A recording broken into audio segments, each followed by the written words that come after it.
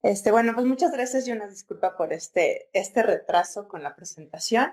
Bueno, como pueden ver en el título, el día de hoy les voy a platicar un poco sobre lo que son cáncer, productos naturales como antitumorales y modelos in vivo. Son tres grandes temas en realidad.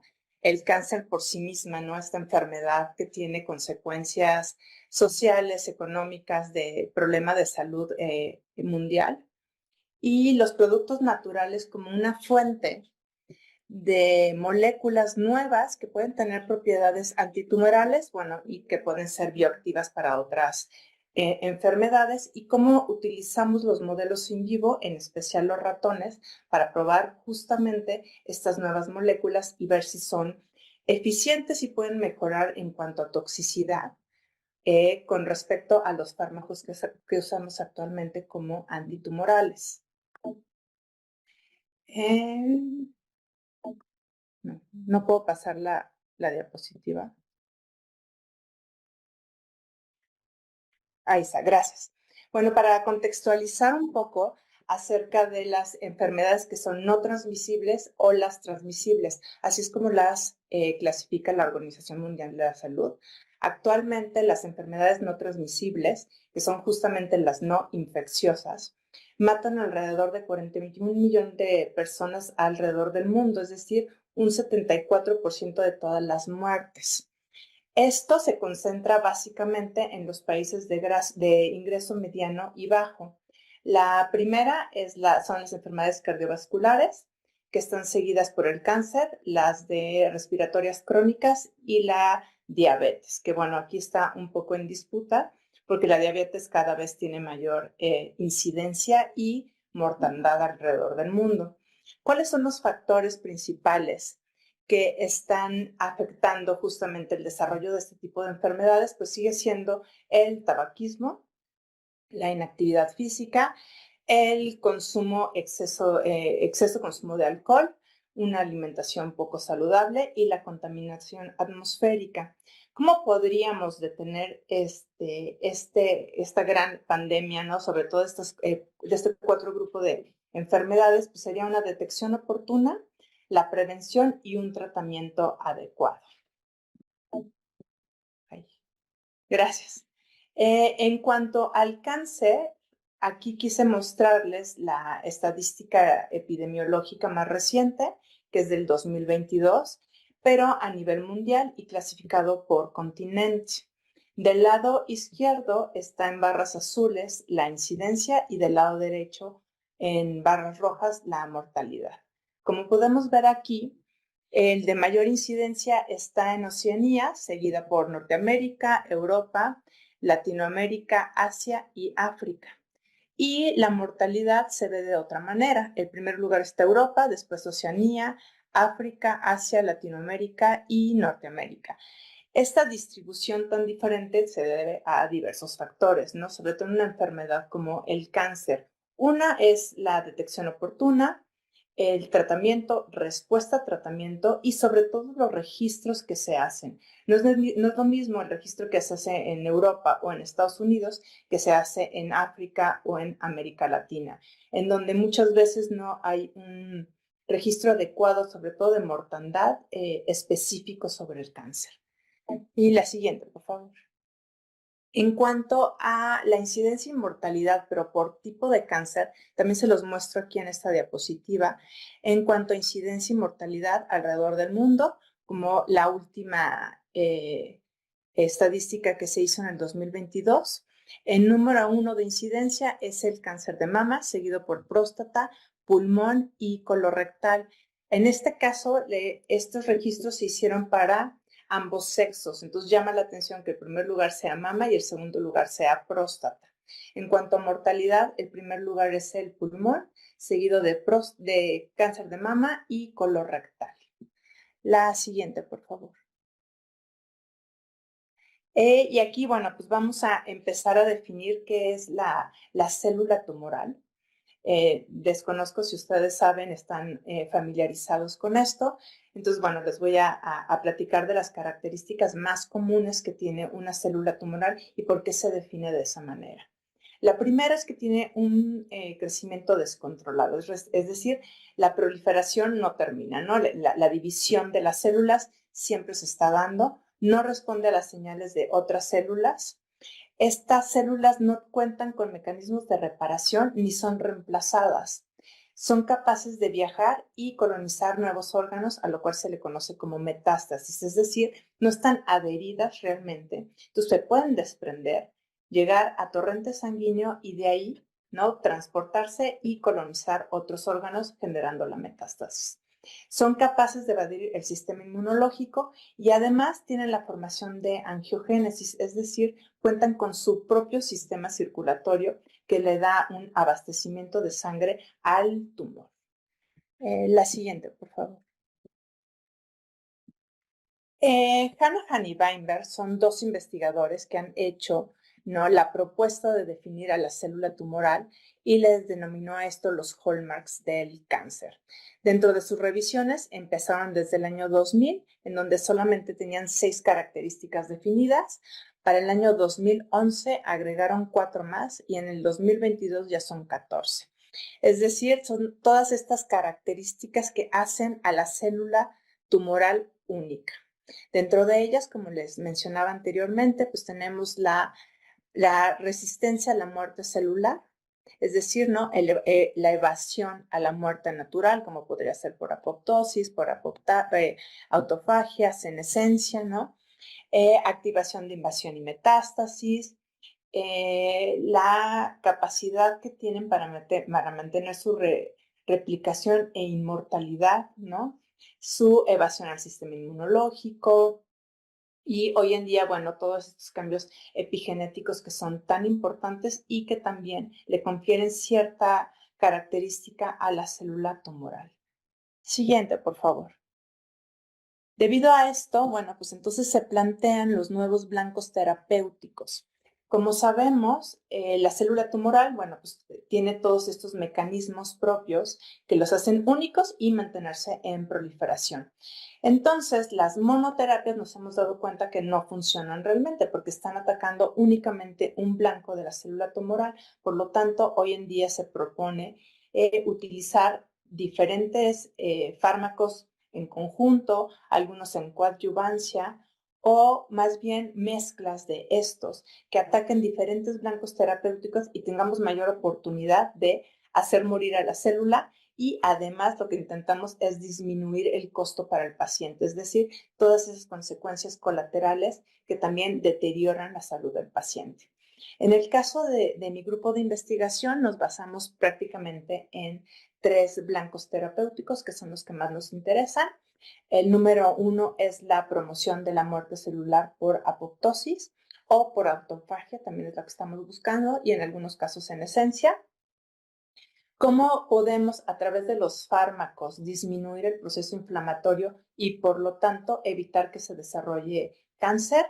Y la inactivación de la invasión y de la migración para evitar justamente la metástasis hacia otros órganos. La siguiente, por favor. En este contexto, los productos naturales son una fuente sumamente importante de moléculas nuevas, bioactivas, que puedan tener un efecto sobre diferentes padecimientos, no únicamente el cáncer. A la fecha hay identificados más de 160,000 compuestos. Estos son provenientes, no solamente de plantas, que bueno, es básicamente la fuente fundamental, pero también de organismos marinos, de hongos o de bacterias. Un dato muy interesante es que alrededor del mundo se considera que el 10% de la población utiliza plantas medicinales como primera aproximación para curar diferentes padecimientos. En México, por ejemplo, en las áreas urbanas se sabe que más del 30% de los pacientes que ya tienen un diagnóstico de cáncer utilizan los extractos vegetales, es decir, los remedios herbales como alternativa al tratamiento o como una terapia complementaria. Entonces nos damos cuenta que la medicina tradicional sigue siendo una alternativa, una opción para muchísima gente, no solo en México, sino alrededor del mundo. La siguiente, por favor. Bueno, aquí en esta diapositiva lo que les muestro son ejemplos de las plantas que podemos encontrar en cualquier farmacia, ¿no? Y que seguramente muchos de aquí las hemos utilizado. Alrededor del 25% de los productos farmacéuticos son de origen botánico y más del 60% de las plantas de las medicinas utilizadas contra el cáncer son de origen natural, ¿no? Aquí, bueno, son en general las que estoy poniendo como ejemplo. Está los derivados de la papaver, que son los analgésicos, ¿no? La cafeína como un estimulante del sistema nervioso central, la equinacia, que se utiliza como jarabe, ¿no? Para resfriados, gripes o tos, la quinina, que es muy importante como antimalaria, incluso hay un premio Nobel para eso, ¿no? Los derivados de ginkgo biloba o los laxantes que utilizamos comúnmente. La siguiente, por favor. En esta diapositiva les muestro la revisión más reciente que hicieron estos investigadores Newman y Craig en el año 2020, en donde hacen una recopilación de los registros que existen desde 1981 a 2019 sobre productos naturales que han sido registrados y que se utilizaron de alguna manera o se utilizan en la actualidad. Como podemos ver en esta gráfica del PAI, en amarillo fuerte, ¿no? Son todos los sintéticos, que son los más importantes, pero tienen un antecedente de producto natural, solamente que se mejoró la molécula y se sintetizó para su comercialización y que fuera mucho más económico y más rápido de extraer, porque uno de los grandes problemas de los productos naturales es precisamente la disponibilidad, ¿no? En general se obtiene muy poco producto de la planta, del organismo, del hongo, de lo que se esté trabajando, y eso cuesta, ¿no? Y no es posible llevarlo a gran escala. Por lo tanto, la síntesis es uno de los grandes trabajos que hacen los químicos y los farmacéuticos para poder mejorar y sobre todo obtener estos compuestos activos en grandes cantidades.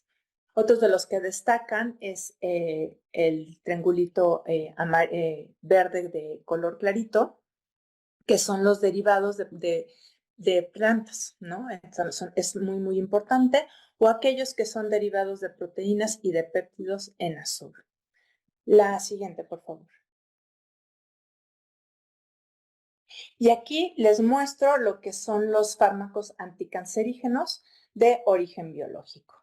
Del lado derecho les puse una lista de aquellos que son los más famosos, a pesar de que fueron descubiertos y patentados desde los 1960, ¿no? Se siguen utilizando y probablemente no lo sabían o conocían alguno de ellos, pero tienen un origen botánico o tienen un origen, por ejemplo, el último que pongo aquí en la lista, el aplidina, es muy interesante. Este sí viene de un organismo marino, de una asidia, y solamente lo pudieron aprobar en Australia contra el melanoma múltiple, ¿no? En Europa todavía no se aprueba, pero en el 2018 decidieron utilizarlo los australianos.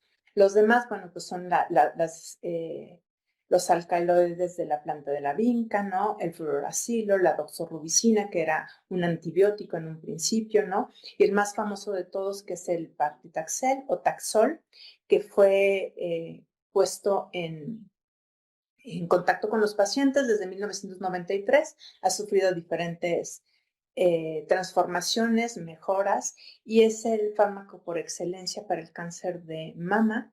Este viene de un árbol del Taxus brevifolia, y bueno, se encontró por una cuestión más bien azarosa, en donde se hizo un estudio de muchísimas plantas y se vio que este era el que tenía mejor actividad citotóxica.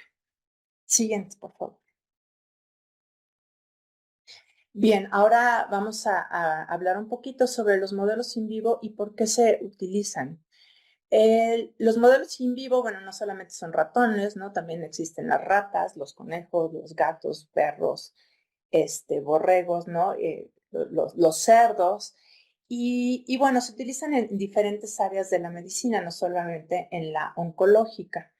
Nos sirven para desarrollar nuevos métodos diagnósticos, para el desarrollo de vacunas, antibióticos, antineoplásicos, Con los modelos in vivo se hacen contribuciones al desarrollo de la biología, biotecnología y técnicas de trasplante de órganos. Se pueden optimizar métodos clínicos computarizados y tratamientos radiológicos. Gracias a ellos, ¿no?, se han reconocido nuevos fundamentos moleculares y celulares de las enfermedades degenerativas y conocer las respuestas clínicas y efectos colaterales y tóxicos que podrían generarse en los pacientes. Un área de oportunidad es justamente los tratamientos personalizados y con los estudios preclínicos podríamos orientarnos hacia ese futuro que ya no está tan lejano, que es hacer los avatars, ¿no?, de la enfermedad del paciente y buscar un tratamiento individualizado. La siguiente, por favor. ¿Qué debe de contener un protocolo de investigación con animales? Pues primero tiene que justificarse el aporte al conocimiento. Tiene que ser suficiente como para sacrificar la vida de un animal y probar en ellos estos fármacos. Tiene que haber una descripción completa y detallada de los procedimientos que se van a realizar. Primero hay que escoger bien la especie y el número de animales que vamos a tratar. Evaluar la severidad de cada procedimiento y de la metodología que se va a utilizar. Esto es en cuanto al potencial del fármaco contra el costo en la vida del animal. En esto hay implicaciones bioéticas y hablamos del bienestar animal. Jamás vamos a exponerlos a un sacrificio innecesario o a una consecuencia que pueda derivar, ¿no?, en su muerte por exponerlos a estos fármacos nuevos. Y el uso de las 3 R's, que es reemplazar, reducir y refinar. Es decir, que con el mínimo número de animales podamos demostrar que nuestro fármaco está funcionando. La siguiente, por favor. Los tipos de beneficio pueden ser médicos, científicos, educacionales o ambientales, y el costo para el animal se divide en 3 categorías dependiendo de la severidad del protocolo que se esté proponiendo, que puede ser menor, es decir, tomas de sangre, ¿no?, poco frecuentes, y las biopsias que sean superficiales. El sacrificio de los animales en cuanto se detecte un comportamiento no habitual y que los procedimientos quirúrgicos sean bajo anestesia. La moderada consiste en procedimientos quirúrgicos en donde sí va a haber cuidados postoperatorios y el uso de analgésicos y estudios de toxicología con punto final humanitario definido. Y la sustancial, bueno, pues aquí sí vienen las cirugías mayores en donde hay un sufrimiento postoperatorio, los estudios de toxicología que vayan a involucrar muerte como punto final de experimentación o algún efecto sobre la alteración del estado normal del animal, es decir, de su bienestar, ya sea en salud o en comportamiento. La siguiente, por favor. En el caso del cáncer, nosotros utilizamos al ratón. ¿Por qué? Porque va a cumplir 4 características especiales, que son su reproducción, que es relativamente sencilla, ocupa lugares muy pequeños, ¿no?, por su tamaño, tiene facilidad de manejo y un genoma conocido. El uso de modelos murinos se da desde 1950 por el National Cancer Institute, en donde se probaban los compuestos antineoplásicos, pero se utilizaban células tumorales de ratón. Es hasta 1970 cuando se da la generación de los ratones desnudos, que son ratones inmunosuprimidos, en donde comienzan a evaluarse las células de cáncer humano. Este se le conoce como xenotrasplante, es decir, inoculamos en un ratón inmunosuprimido células tumorales, el tipo que deseamos investigar en el animal, y este va a desarrollar un tumor. Es decir, su sistema inmunológico, como está inmunosuprimido, no le va a ayudar a rechazar estas células y se generan los tumores. El modelo ortotópico, que es hacer una pequeña incisión en el órgano donde deseamos generar el tumor, y bueno, ¿no?, de ahí se genera el cáncer. Otro de los mecanismos es la exposición a agentes carcinogénicos, que esto es más bien como una inducción de cáncer por medios químicos, o por el desarrollo de cáncer, que es el mecanismo espontáneo, en animales que son genéticamente modificados. La siguiente, por favor. Aquí vienen las dos grandes dificultades que tenemos al hacer experimentación con animales. La primera es cómo hacer el paso de los cultivos in vitro, es decir, monocapas, de las células tumorales y probar los fármacos sobre ellas, ¿no? A nivel in vitro y de células solamente, y cómo poder hacer una extrapolación hacia los animales, que son un organismo completo. En mi laboratorio lo que hacemos es que calculamos las IC50, es decir, la concentración mínima inhibitoria de la citotoxicidad generada por el fármaco que estamos trabajando, y esta la aumentamos en un 10, 100 o en un 500%, ¿no? Dependiendo de lo que estemos tratando y de la citotoxicidad registrada. Además, lo acompañamos por un estudio de toxicidad aguda en los animales, y con eso, bueno, podemos estandarizar más o menos las dosis que vamos a utilizar en los tratamientos. Y bien, la siguiente parte es cómo pasar de las dosis de animales a las dosis de los humanos. Nosotros no hacemos esto, pero bueno, como parte de este seminario, ¿no? Incluí cómo hay una posibilidad de hacerlo, y es con una fórmula también que se basa en la superficie del área del cuerpo. Hay una constante que ya está determinada dependiendo del animal en el cual se haya hecho la prueba, y esto se sustituye por el peso del humano, bueno, ¿no? Y se genera una dosis que podría ser la utilizada para todos los procedimientos de protocolos para humanos. La siguiente, por favor.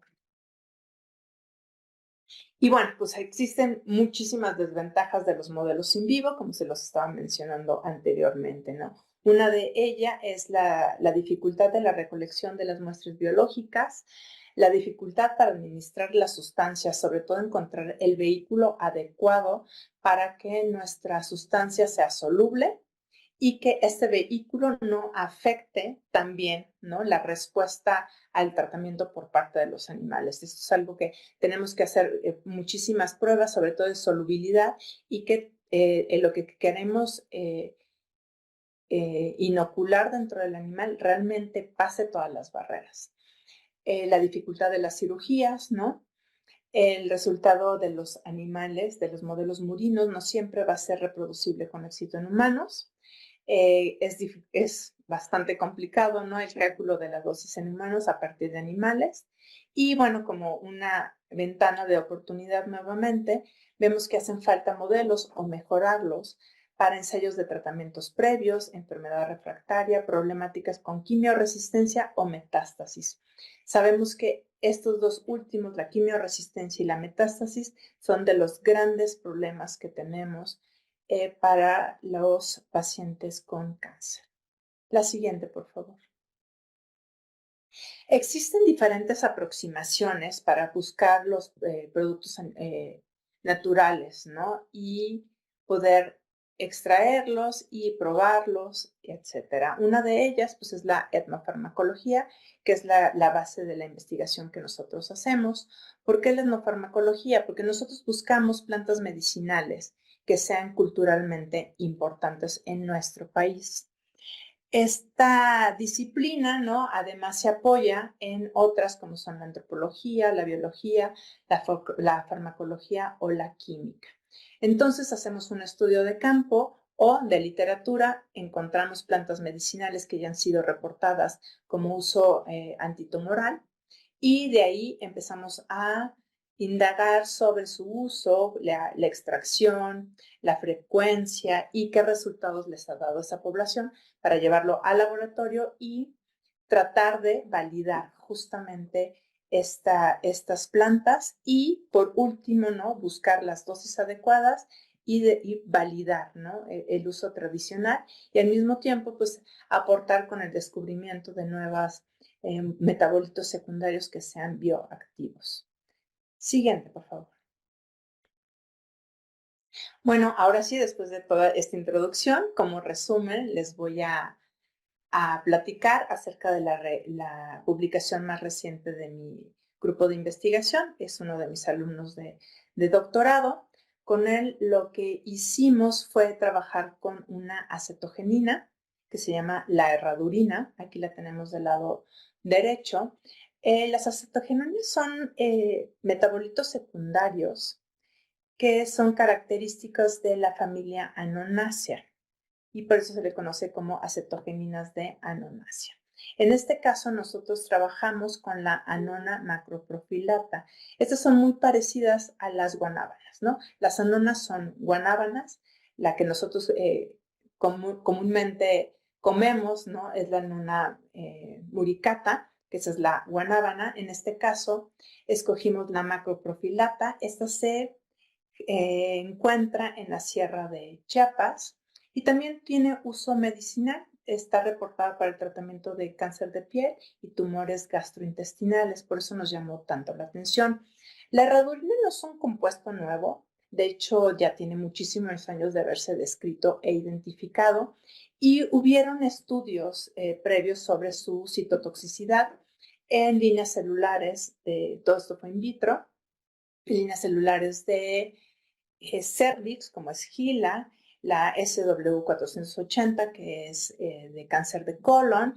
Hubo algunos estudios en cáncer de pulmón, cáncer de mama, pero se vio que son sumamente tóxicas, es decir, que realmente arrasaba con todo la monocarpa, ¿no? Con el cultivo in vitro. Posteriormente se hizo un trabajo por parte de la Universidad de Chiapas, en donde trabajaron con la herradurina en un modelo de senotrasplante de ratones y con las células de cáncer de cervicuterino y de colon, y se dieron cuenta que inhibía el crecimiento del tumor. Pero ahí se detuvo la investigación, no continuaron con más, entonces nosotros retomamos esta molécula y lo hicimos, pero más bien con cáncer de colon. Siguiente, por favor. Y entonces, ¿qué fue lo que hicimos? Fue retomar la molécula y volverla a probar. Nosotros la extrajimos, la aislamos e identificamos, pero de las semillas, no de las hojas. Las semillas son ricas en este compuesto, entonces es realmente sencillo y como es un compuesto mayoritario, pues se puede obtener en grandes cantidades. De aquí lo que hicimos fue un modelo in vivo de ratón de cáncer de colon.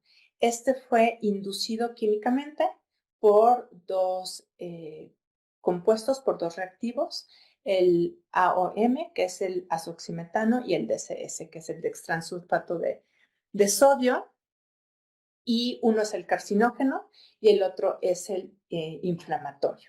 Entonces, bueno, este modelo se asemeja muchísimo a lo que sucede en el cuerpo humano como desarrollo de cáncer de colon. Y además hicimos una evaluación in vitro sobre migración. Siguiente, por favor. Bueno, el modelo in vivo consiste en una inyección única en la semana 1, en el día 1, con el agente carcinogénico, que es el azoximetano. Todos los animales, bueno, son pesados, ¿no? Y a partir de su peso es como se calculan las dosis que vamos a inyectar tanto del azoximetano como el DSS. El dextransulfato de sodio son 3 ciclos. El primero es una semana después de haber puesto el azoximetano. Se descansan 2 semanas, se hace el segundo ciclo y así sucesivamente hasta el tercer ciclo. Se descansan 2 semanas y iniciamos los tratamientos. En este caso utilizamos 7 grupos experimentales con 6 animales cada uno. El primero es un ratón, el cual es con un colon sano, es decir, no se le indujo cáncer. El grupo número 2, el 3 y el 4 son las variantes de las dosis que utilizamos con la herradurina, 0.5 miligramos por kilogramo, 1.5 miligramos por kilogramo y 3 miligramos por kilogramo una vez por semana. El grupo número 5 es la concentración más alta, pero 2 veces por semana. El grupo 6 es nuestro grupo control con el fármaco de referencia, que en este caso utilizamos el cisplatino a 2 miligramos por kilogramo. Y el grupo 7, en donde se utilizó solamente el vehículo, ¿no? Que en este caso fue una solución salina, por lo que les comentaba de la dificultad que tenemos para encontrar los vehículos que no interfieran con la acción del fármaco, ni tampoco que puedan dejar o provocar una toxicidad extra sobre el organismo, ¿no? Entonces, bueno, era un control importante que teníamos que contemplar para este protocolo. Siguiente, por favor. En cuanto a los resultados, bueno, se hizo un monitoreo de cada semana de registro de los pesos de los animales. Del lado izquierdo tenemos precisamente lo referente a los pesos. Como podemos ver, la línea verde son aquellos animales que no recibieron el fármaco, tienen una secuencia, ¿no? Más bien hacia arriba de ganancia de pérdida, de ganancia de peso, perdón.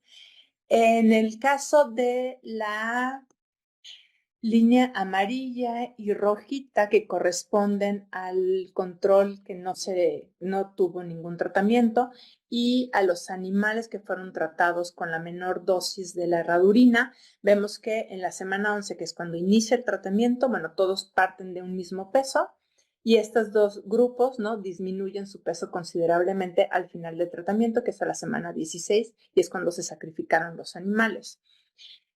Por otra parte, tenemos el grupo que tiene con el color violeta y como rojito.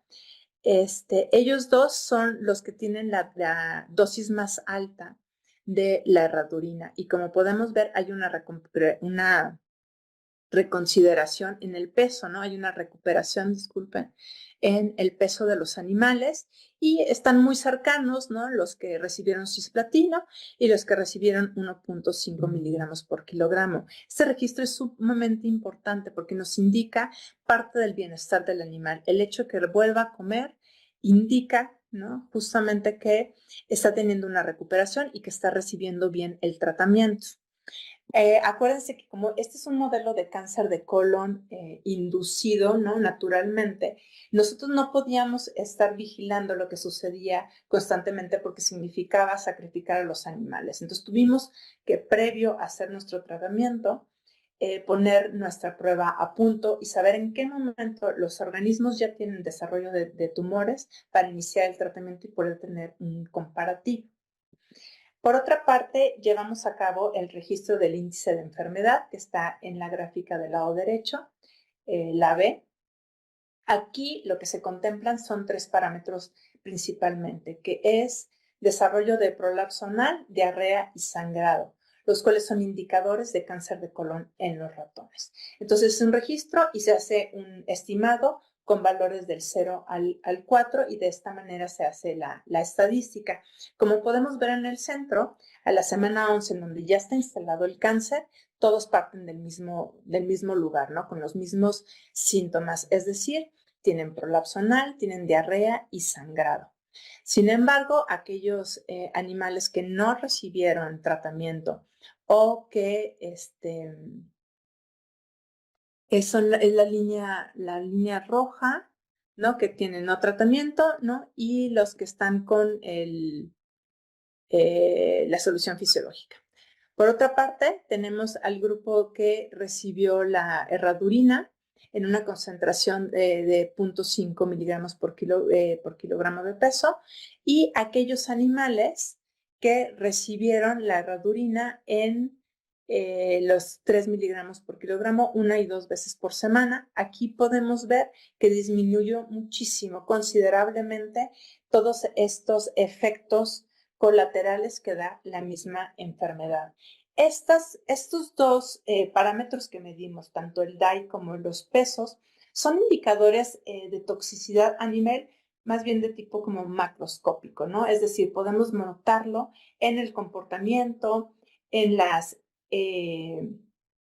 consecuencias muy visibles de los animales, ¿no? Como puede ser un sangrado, una diarrea, y se puede notar el malestar. Y al mismo tiempo vimos cómo se iban recuperando aquellos, sobre todo los que utilizaron la dosis más alta en comparación tanto al cisplatino como a los que no recibieron tratamiento.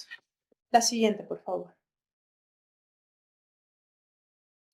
Otro aspecto que nos interesa muchísimo, sobre todo por lo que había como antecedentes por la herradurina, ¿no? Que era muy tóxica, se ha dicho que las acetogeninas son neurotóxicas, entonces nosotros continuamos en la búsqueda de evidencia que realmente tenía un efecto antineoplásico, pero que a la vez podía ser mucho más o menos dañina que incluso el cisplatino. Por lo tanto, hicimos un estudio sanguíneo de los ratones tratados con la herradurina y con el cisplatino. Esto se hizo como punto final de experimentación. Entonces, el día que se sacrificaron los animales, se extrajo el colon, se hizo también el protocolo para extraer la sangre y se tomaron diferentes parámetros. Aquí lo que es muy interesante es, ¿no?, comparar sobre todo cisplatino contra las dosis más altas administradas de la herradurina y vemos que en las células sanguíneas realmente hay una recuperación de estas en comparación con el control negativo, que son animales sanos. Otro indicador muy importante es la urea, la creatinina, que son indicadores de daño renal. También vemos que se recuperan, que se asemejan muchísimo más los datos al control positivo, al control negativo en este caso, que son los animales sanos, y la de alanina transferasa, que este es un indicador de daño hepático. Entonces, esto da mucho mayor fundamento en donde vemos que realmente la herradurina no es tan tóxica si sabemos manejar las dosis adecuadas. La siguiente, por favor. Aquí vemos ya la disección del colon, ¿no? Es una foto representativa de cada grupo. La letra A representa a un colon sano, la letra B es un colon sin tratamiento, la letra C corresponde a la dosis más baja que utilizamos, la D a la dosis media y la E y la F a la dosis más alta, con diferencia de que la E fue administrada una vez por semana y la F 2 veces por semana. La G es el cisplatino, nuestro fármaco de referencia. Como podemos ver aquí, el cisplatino, el G, es muy semejante a lo que ocurrió con el tratamiento de 1.5 miligramos por kilogramo. Es decir, el tamaño de los tumores es semejante y el número de tumores también. Sin embargo, si observamos el efecto de los tratamientos con las dosis más altas, vemos una reducción considerable del número de tumores y también del tamaño de los tumores. Todo esto lo graficamos, se cuantificó y está del lado derecho. En el inciso A tenemos el número de tumores, en donde vemos que los tratamientos que están en medio, bueno, los dos más pequeños, corresponden a las dosis más altas. Por otra parte, tenemos el tamaño de los tumores, también los dos tratamientos de las dosis más altas tenían a los tumores más pequeños. Y el tamaño del colon también fue significativamente, ¿no?, comparado con un colon normal, casi alcanza la misma longitud. Entonces, bueno, vemos aquí que realmente la herradurina es un compuesto que está que está generando, ¿no?, una inhibición del crecimiento del tumor y que además, como vimos anteriormente, no tiene tantos efectos tóxicos en comparación hasta con el cisplatino. El siguiente. Aquí hicimos un análisis histológico por medio de una tinción de hematoxilina eosina. Lo que me interesa aquí que se observe claramente es que en el inciso A, por ejemplo, tenemos un colon sano. Aquí vemos un arreglo de las criptas, que son y una parte que nos ayuda a identificar que el colon se encuentra en buen estado, ¿no? El músculo, la lámina propia, todo eso está en una organización correcta. Sin embargo, en el inciso B, que es cuando está el cáncer, vemos una desorganización por completo y se ven las células en displasia. Sin embargo, cuando vemos los incisos E y F, podemos observar una recuperación del tejido del colon, es decir, vemos otra vez el músculo, ¿no?, la epidermis, la lámina propia, en un rearreglo. Entonces, con esta diapositiva, bueno, con este experimento, lo que vimos es que realmente hay una recuperación además del tejido del colon. Siguiente, por favor. Y bueno, como último, lo que hicimos fue evaluar el tipo de muerte celular que estaba habiendo en el tumor. Entonces, y decidimos hacer un ensayo de túnel para ver apoptosis, porque sabíamos, ¿no?, que esta molécula generaba apoptosis, pero no estábamos seguros que esto fuera a generarse dentro del tumor. Entonces, bueno, hicimos microscopía confocal por medio de tinción con DAPI y con túnel. En las fotografías del medio que corresponden al túnel, aquellos puntitos que se ven en verde corresponden a los cuerpos apoptóticos, es decir, hay muerte celular por apoptosis dentro del tumor. Esto se observa en incremento, ¿no? Tenemos la DNasa como nuestro control de inducción de apoptosis y vemos sucesivamente a lo largo de las dosis, ¿no?, que utilizamos con la erradurina, como a mayor dosis, mayor cuerpos apoptóticos encontrados. Y como último, hicimos un ensayo de migración. Esto se le conoce como cierre de herida. Se hace en monocapa, in vitro. Utilizamos la línea celular HCT116, que es una línea de colon humano. Las crecimos, las llevamos aproximadamente un 80% de confluencia y se hace una herida en la misma caja Petri. Es una herida mecánica, se hace con una punta de una micropipeta para que sean todas del mismo tamaño y se van tomando fotografías a lo largo del tiempo. Aquí solamente les estoy mostrando, ¿no?, en el tiempo 0 y en el tiempo 24. Se utiliza un control en donde son células no tratadas, otro control que son células estimuladas con suero fetal bovino al 10% para estimular justamente el crecimiento y nuestro tratamiento. En este caso podemos observar, ¿no?, en las células que son tratadas con el suero fetal bovino, el cierre de la herida fue muy alto, ¿no?, arriba del 40%, es decir, las células se mueven, empiezan a invadir y a migrar. En el caso de la herradurina, se contuvo muchísimo el movimiento de las células, está por debajo del 20% el cierre de herida, y este es uno de los ensayos al cual recurrimos cuando queremos probar in vitro algo semejante a la metástasis. Esto que nos está indicando que es probable que la herradurina además pueda inhibir la migración celular.